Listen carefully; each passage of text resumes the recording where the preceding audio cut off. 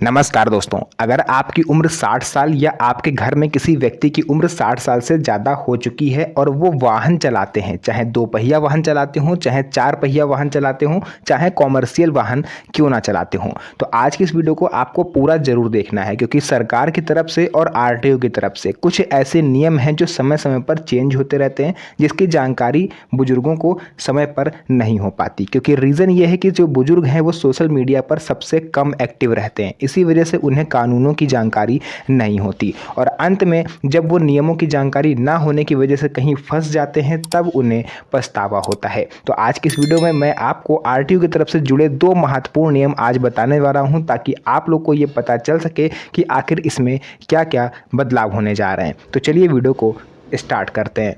तो साथियों देखिए, यहाँ पर मैं सबसे पहले आपको एक चीज़ बता देना चाहता हूँ कि जो 60 साल के ऊपर के बुजुर्ग हैं, अक्सर ये लोग पुरानी गाड़ियों से चलते हैं। किसी की गाड़ी 10 साल पुरानी है, किसी की 15 साल पुरानी है और किसी ने तो अपनी सर्विस के दौरान लिया था, यानी 20 से 25 साल ज़्यादा हो चुके हैं गाड़ी को।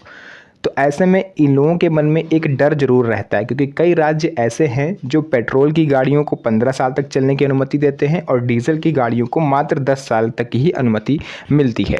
इससे ज़्यादा पुरानी अगर आपकी गाड़ी है तो सरकार उसे जब्त कर लेती है या फिर उसे स्क्रैप आपको करवाना पड़ता है। लेकिन आरटीओ की तरफ से एक बहुत बड़ी खुशखबरी आज आप सभी बुजुर्गों के लिए आ चुकी है कि अब आपको आपकी गाड़ी स्क्रैप कराने की ज़रूरत नहीं है। और अगर बाई चांस गाड़ी पुरानी होने की वजह से आपकी गाड़ी को किसी पुलिस वाले ने जब्त कर लिया है, उसको छोड़ नहीं रहा है, तो अब वो आसानी से आप छुड़वा सकते हो।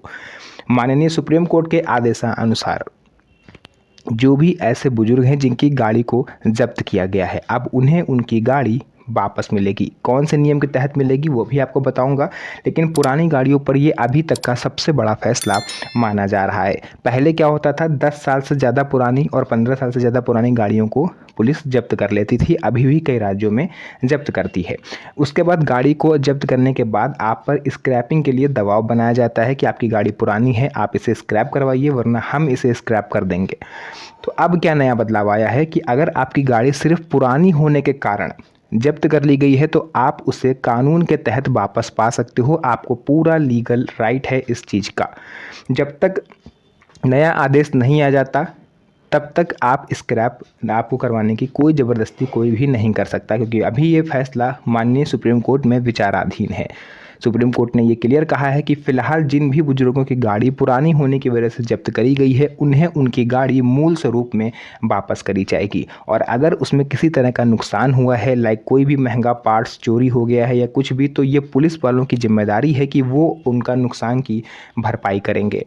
क्योंकि अक्सर ऐसा देखा जाता है कि जब आपकी गाड़ी जब्त कर लेते हैं पुलिस वाले तो उसमें से कुछ ना कुछ कीमती सामान ज़रूर गायब हो जाता। मैं ये नहीं कह रहा कि चोरी पुलिस वाले करते हैं, बट हो सकता है कि वो लोग एक अलग कबाड़ में डाल देते हैं, कोई भी आके उसको लेके जाएगा, बट रिस्पॉन्सिबिलिटी यहाँ पर पुलिस वालों की होनी चाहिए। क्योंकि गाड़ी जब आप लेके आ रहे हो तो उसको रखने की जिम्मेदारी भी आपकी है। वो किसी की गाड़ी है, कोई कबाड़ नहीं है कि आपने लाया और उसको किनारे फेंक दिया। अब उसमें से अगर कुछ भी चोरी होता है या कुछ भी मिसिंग है तो वो उसकी प्रतिपूर्ति आपको ही करनी होगी। इसके अलावा देखिए, आपको कुछ बातों का ध्यान रखना है। फिर आप चाहो तो 25 साल से ज़्यादा पुरानी गाड़ी भी चला सकते हो, बट यहाँ पर कुछ कंडीशंस हैं। जैसे पीयूसी आपका कंप्लीट होना चाहिए, गाड़ी के सभी कागजात आपके होने चाहिए, गाड़ी फिजिकली फिट होनी चाहिए और अगर हो सके संभव हो तो गाड़ी का फिटनेस सर्टिफिकेट आप अपने पास ज़रूर रखो, स्पेशली तब जब आपकी गाड़ी 10 साल या 15 साल से ज़्यादा पुरानी है। ये आपको मौके पर काम आएगा। सीधा सा मतलब ये है कि गाड़ी 20 से 25 साल पुरानी भी होगी फिर भी आप चला सकते हो, लेकिन ख़राब या प्रदूषण फैलाने वाली गाड़ी को सरकार क्या कोर्ट भी अनुमति नहीं देता। खास फ़ायदा किससे होगा? बुजुर्ग जिनको अपनी गाड़ी से लगाव है, जिनके लिए नई गाड़ी खरीदना मुश्किल है। कई बार ऐसा देखा जाता है कि जो स्पेशल सीनियर सिटीजन्स होते हैं उनको अपने व्हीकल से बहुत ज़्यादा लगाव होता है, वो उस गाड़ी से मानसिक रूप से और भावनात्मक रूप से जुड़े हुए होते हैं। और कई लोग तो ऐसे होते हैं जो जानबूझकर, उनको लगाव नहीं है गाड़ी से लेकिन फिर भी उनकी मजबूरी है उसी गाड़ी से सफ़र करना, क्योंकि उनके पास इतने पैसे नहीं हैं कि वो पुरानी गाड़ी बेच करके नई गाड़ी खरीद सकें। इसीलिए जो आरटीओ हैं और जो सरकारें हैं वो आपको स्क्रैपिंग के ऑफ़र भी देती हैं कि अगर आप अपनी पुरानी गाड़ी को स्क्रैप करवाते हो तो उसके बाद अगर आप नई गाड़ी खरीदने जाओगे तो गवर्नमेंट उसमें कुछ परसेंट की छूट आपको दिलवाएगी। हालांकि वो चीज़ अलग है, लेकिन आज टॉपिक हमारा कुछ दूसरा है। टॉपिक ये है कि अब आपकी गाड़ी पुरानी होने की वजह से जब्त नहीं करी जाएगी, उसको छुड़वाने का पूरा लीगल प्रोसेस चलिए अब मैं आपको बताता हूँ। सबसे पहले अगर आपकी कोई भी गाड़ी जब्त हुई है 2 पहिया या 4 पहिया वाहन, तो आपको क्या करना है, आरटीओ कार्यालय जाना है। आरटीओ कार्यालय में जा करके आपको एक एप्लीकेशन देनी है कि मेरी गाड़ी इतने साल पुरानी थी, गाड़ी का नंबर ये है, 2 पहिया थी या 4 पहिया थी, वहाँ पर आपको जमा कर देना है। उसके बाद वहाँ से आपको एक स्लिप मिल जाएगी, वो स्लिप लेकर के आप कोर्ट जा सकते हो।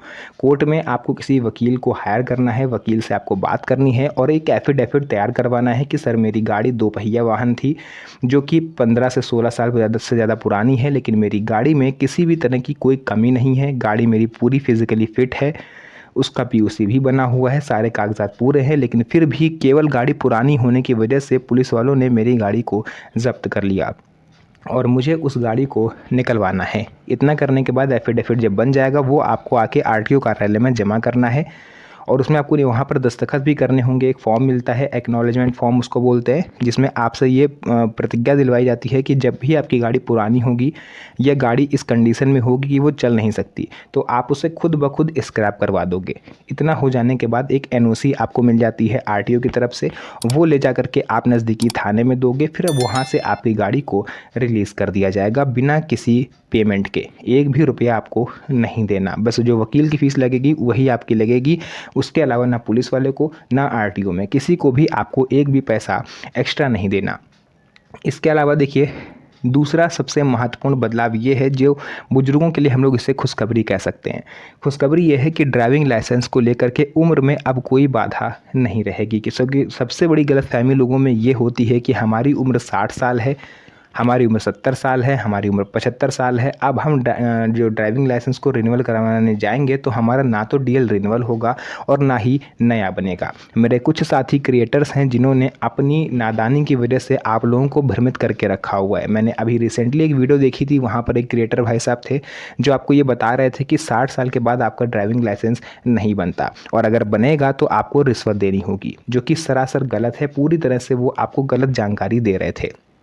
पूरी एक्चुअल में जानकारी क्या है कि आपकी उम्र चाहे 85 साल हो चाहे 90 साल हो, अगर आप फिज़िकली फ़िट हो, मेंटली फ़िट हो और आपको किसी तरह का कोई गंभीर बीमारी नहीं है, तो आप 90 साल की उम्र में भी नया डीएल बनवा सकते हो या फिर रिन्यूअल करा सकते हो। क्योंकि मोटर व्हीकल एक्ट 1988 ये क्लियर कहता है कि ड्राइविंग लाइसेंस बनवाने की मिनिमम उम्र तो है 18 साल, लेकिन मैक्सिमम उम्र इसकी कहीं पर भी डिफाइन नहीं करी गई। तो अगर आप कार्यालय में जाते हो और आपसे कोई अधिकारी उम्र का हवाला दे करके आपको डीएल बनाने से या रिन्यूअल करने से मना करता है तो आप उसके खिलाफ लीगल एक्शन ले सकते हो। आप पुलिस में कंप्लेन उसकी कर सकते हो। हालांकि अगर आपको नॉलेज होगी और आप वहाँ पर बहस करोगे उनसे कि सर मोटर व्हीकल एक्ट 1988 में कहीं पर भी मैक्सिमम एज डिफाइन नहीं है, और अगर आप कह रहे हो कि ज़्यादा उम्र होने के कारण आप मेरा डीएल बना नहीं सकते या रिन्यूअल नहीं कर सकते, तो लाइए दिखाइए कहाँ पर लिखा हुआ है कि कितनी एज है। भाई कोई दस्तावेज़ तो होगा ना कि 60 साल के बाद लाइसेंस नहीं बनेंगे या 80 के बाद नहीं बनेंगे, तो लाइए मुझे दिखाइए। आपका इतना बोलना नहीं हुआ कि वो आपका काम आसानी से कर देगा, लेकिन ध्यान रहे पैसा 1 रुपया नहीं देना, क्योंकि अगर आप रिश्वत दोगे फिर आप यहाँ पर फंसोगे। क्योंकि अगर सामने वाला ईमानदार हुआ तो वो इसी बात पर आपको लपेट लेगा कि इसने हमें रिश्वत देने की कोशिश करी। फिर आपका 1 साल 2 साल 3 साल तो क्या हो सकता है कि कभी आप लाइसेंस बनवा ही ना पाओ। तो इस चीज़ का आपको विशेष ध्यान रखना है। इसके अलावा अगर आप एक सीनियर सिटीजन हो तो आपको अपॉइंटमेंट जब भी मिलेगी तो वहाँ पर आप सीनियर सिटीजन कोटा का इस्तेमाल कर सकते हो और आपको लाइन में लगने की ज़रूरत नहीं है। वहाँ पर भी आप जाके सबसे पहले जो भी ड्राइविंग टेस्ट वगैरह है आप दे के अपना डीएल रिन्यूअल या नया बनवा सकते हो। तो इस चीज़ का आपको विशेष ध्यान देना है। इसके अलावा देखिए लाइसेंस रिन्यूअल से जुड़े ज़रूरी नियम। लाइसेंस की वैधता वैसे तो 5 साल होती है और हर 5 साल में रिन्यूअल भी करवाना होता है, लेकिन कुछ मामलों में 60 साल के बाद आपको केवल 3 साल की वैलिडिटी ही दी जाती है। उसके बाद आपको मेडिकल सर्टिफिकेट देना होता है, तब आपका रिन्यूअल होगा। अच्छा, मेडिकल सर्टिफिकेट सुन के बहुत सारे लोगों के मन में ये सवाल आता है कि इसमें क्या होता है। तो देखिए इसमें डॉक्टर कुछ प्रमुख चीज़ों की जाँच करता है, जैसे आपको आँखों से क्लियर दिखाई दे रहा है या नहीं, आपको आपका रिएक्शन टाइम क्या है, आपको कोई गंभीर बीमारी तो नहीं है, आपको कलर ब्लाइंडनेस तो नहीं है, ट्रैफिक सिग्नल को आप सही से पढ़ सकते हो या नहीं, फैसला लेने की क्षमता आप में अभी है या नहीं। तो बहुत सी चीज़ें ऐसी डॉक्टर देखते हैं। उसके बाद वो आपको एक सर्टिफिकेट देते हैं, जिसमें आपको वो सर्टिफिकेट उठा करके जब आप लाइसेंस रिन्यूअल करवा रहे हो या नया बनवा रहे हो उसमें आपको लगाना पड़ता है। और ये हर 40 साल से ऊपर के व्यक्ति को ज़रूरी होता है अपना डीएल बनवाने या रिन्यूअल करवाने के लिए। इसके बाद देखिए साथियों, और कुछ प्रमुख चीज़ें हैं जिसको आज आप यहाँ पर समझ लीजिए। नया लाइसेंस आप बनवा सकते हो, और सबसे ज़रूरी बात, पुरानी गाड़ी अब पूरी तरह से ख़त्म नहीं होगी। जैसा मैंने स्टार्टिंग में बोला है, अगर आपकी गाड़ी काफ़ी ज़्यादा पुरानी है और वो पूरी तरह से फिट है, उसके ब्रेक वगैरह सही हैं, ना ज़्यादा धुआं करती है, पॉल्यूशन भी उसका सही है, तो आप उसे बेझिझक चलाइए, कोई भी गाड़ी आपकी जब्त नहीं करेगा। ये सुप्रीम कोर्ट का फ़िलहाल आदेश है। तो जो भी चीज़ें थी मैंने यहाँ पर आपको पूरा विस्तार से बताया। अगर वीडियो पसंद आई हो, वीडियो को लाइक करके चैनल को सब्सक्राइब जरूर कर लीजिएगा, क्योंकि इस तरह की वीडियोज़ मैं आपके लिए बनाता रहता हूँ। तो फिर से मुलाकात होगी आप सभी से एक और नई मज़ेदार वीडियो में। तब तक के लिए धन्यवाद। जय हिंद।